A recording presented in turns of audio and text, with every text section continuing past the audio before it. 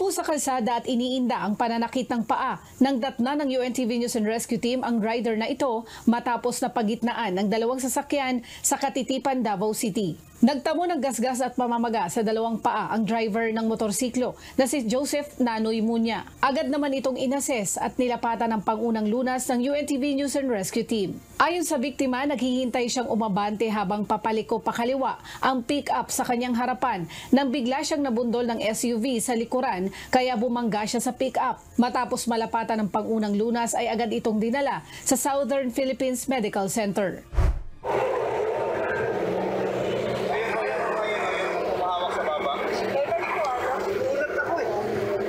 Binabaybay ng UNTV News and Rescue ang kahabaan ng Ortigas Extension Road sa Cainta, Rizal nang madaanan ng isang vehicular accident. Nagtamo ng sugat sa baba at gasgas sa paa at kamay ang lalaking motorcycle rider. Magkatuwang na nilapatan ng pangunang lunas ng UNTV News and Rescue at Barangay San Juan Community Quick Action Response Volunteers ang biktima. Ayon sa salaysay ng biktima, pauwi na siya galing overtime work nang mangyari ang insidente. Ayon sa mga nakakita ng aksidente, hindi nagbigay ng jeep at ang FB van sa pagliko sa intersection ng Sierra Valley, habang ang motorcycle rider naman ay mabilis ang takbo at hindi na nakahinto o nakaiwas sa lumilikong FB van. Ang Barangay San Isidro Taytay Ambulance na ang nagdala sa biktima sa Taytay Emergency Hospital. Leslie Widem, UNTV News and Rescue.